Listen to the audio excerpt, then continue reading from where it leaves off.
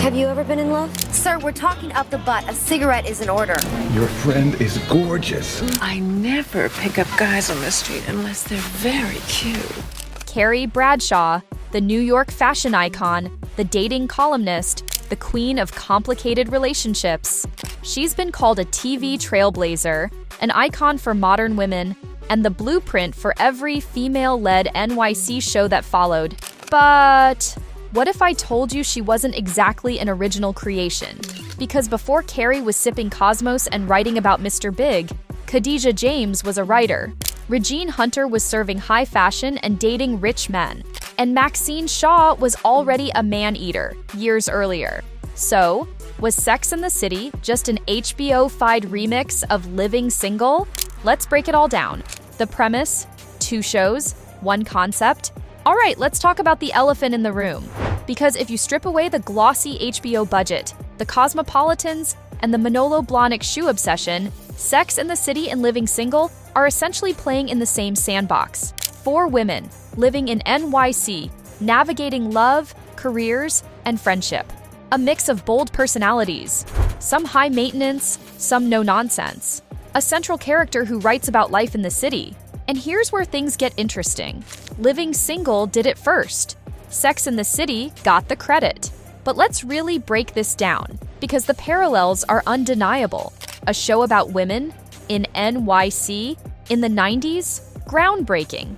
Before Living Single, female-driven ensemble shows weren't exactly Hollywood's top priority. Most big sitcoms were male-centered. Seinfeld, Frasier, Cheers, Friends, which aired 1 year after Living Single, and we'll get to that later, was co-ed, but still male-driven. So when Living Single dropped in 1993, it wasn't just another sitcom, it was a game changer. A show about 4 women living, thriving, and succeeding in NYC? Unheard of. A show where the women weren't side characters, but the whole story? Revolutionary. And not only did Living Single create the blueprint, it worked. It was a ratings hit, consistently ranking high on Fox. Fans loved it. The humor was fresh, the dynamics were real, and the characters felt authentic. It was a proof of concept. A show about women, friendship, and city life could be a huge success. So why did HBO roll out Sex and the City just a few years later with the exact same premise? Except this time, with an all-white cast? Coincidences happen. But when the entire friend group lineup feels like a rebranded remix, it's worth taking a closer look. Khadijah James versus Carrie Bradshaw, the career-driven, opinionated leader of the friend group. Khadijah ran her own magazine. Carrie wrote 1 column a week and somehow lived in a rent-controlled brownstone. Now let's take Regine Hunter versus Carrie Bradshaw, fashion and drama edition. The style-obsessed, serial dater with a flair for the dramatic. Regine only dated rich men and refused to be caught in discount clothing. Carrie spent tens of thousands on shoes she couldn't afford and built an entire personality around it. What about Maxine Shaw versus Samantha Jones? The bold, confident, no-filter woman who doesn't apologize for her lifestyle. Max was a sharp-tongued lawyer who had 0 time for nonsense. Samantha was a PR queen who had 0 shame about her sex life. Sinclair James versus Charlotte York, the sweet, hopeless romantic who wants true love. Sinclair was bubbly, goofy, and believed in fairy tales. Charlotte was prim, proper, and believed in traditional fairy tales. Do you see what we're seeing? It's not just a vague similarity. The archetypes line up almost perfectly. HBO packaged Sex and the City as groundbreaking, while Living Single was barely acknowledged.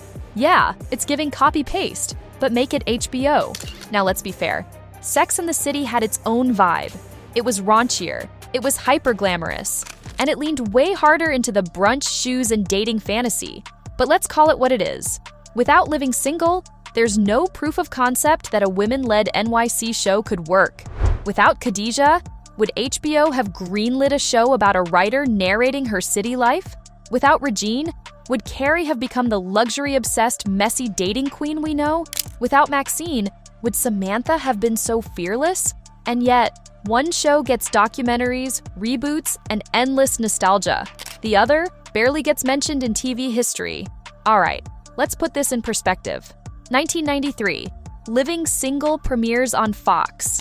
bringing us the original NYC-based, career-driven, ride-or-die friend group. It's fresh, it's successful, and it's redefining what a sitcom can be.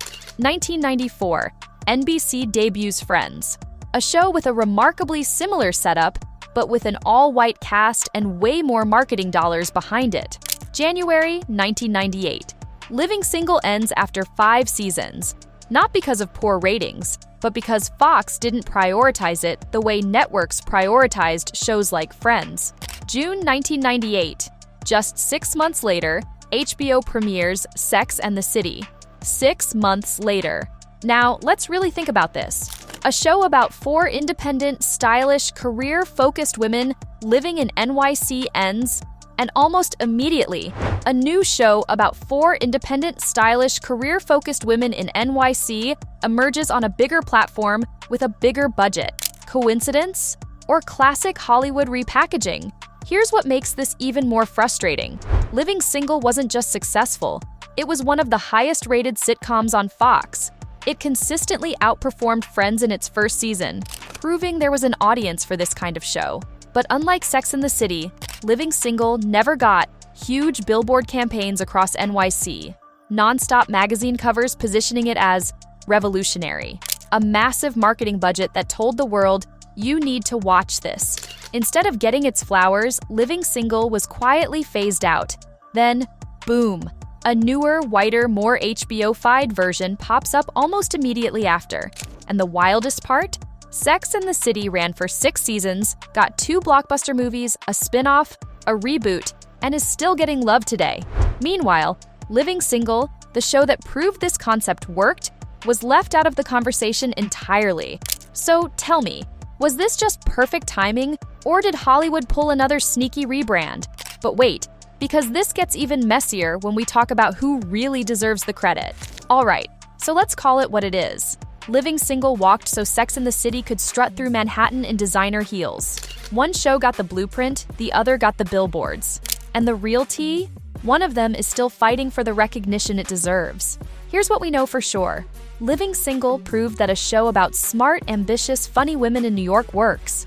Sex and the City took that formula, rebranded it for HBO, and became a media empire. But one was strategically amplified, while the other was quietly erased from the conversation. Sex and the City got global syndication, award wins, movies, and reboots. Living Single had to fight just to be remembered. And that's the real issue. Because Living Single didn't just inspire future shows, it shaped the very concept of what we now expect from female-led sitcoms. Yet when people talk about the most iconic female friendship shows, somehow, Living Single isn't at the top of the list. That's why this conversation matters. It's not just about whether Sex and the City took inspiration, it's about why one show was prioritized while the other was pushed aside. Is it possible to pick a side? Both shows gave us something special. Both shows deserve their flowers.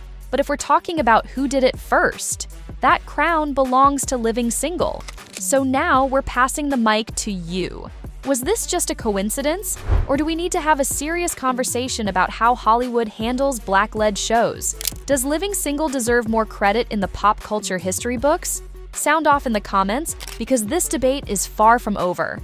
And don't forget to like, subscribe, and hit that bell for more pop culture deep dives.